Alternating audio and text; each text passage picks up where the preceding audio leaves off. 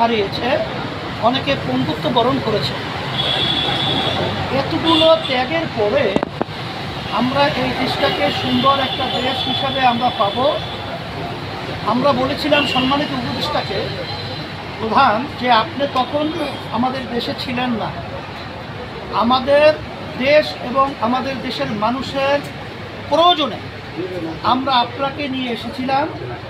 আমরা একত্রে সুন্দর দেশ গড়ার লক্ষ্যে মাঝখানে চলার পথে আপনি হয়তোবা কষ্ট পেয়েছেন বা আপনাকে কাজ করার সুযোগ দেওয়া হচ্ছে না, বিভিন্ন কায়দায় মানসিক ব্রেন বিভিন্ন ধরনের টর্চার আপনার উপরে চলছে, এটা আমরা অনুভব করছি।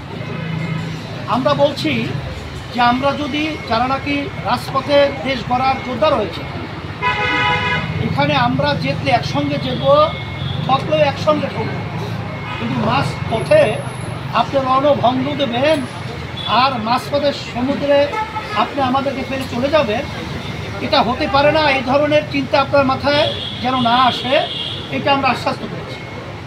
আর সাথে সাথে আমার ভাই তো বলেছেন যে আমরা প্রয়োজনীয় সংস্কার যদি না হয়, জাতির যে একটা প্রত্যাশা সুষ্ঠু একটা নির্বাচন, সেখানে পেশি শক্তি, সেখানে কালো টাকার দৌরাত্ম্য সহ বিভিন্ন পর্যায়ে ঘাপটি মেরে যারা নাকি নির্বাচনকে প্রশ্নবিদ্ধ করবে, এই বিষয়গুলো যদি সংস্কার না হয়, সেখানে নির্বাচন তো আবার সেই বিগত দিনের ইতিহাস যেখানে কলঙ্কিত, সেই আবার এই 24 যে আগস্টের যে অভ্যুত্থান, সেটা আবার বাস্তবায়ন হবে, এটা আমরা চাই না।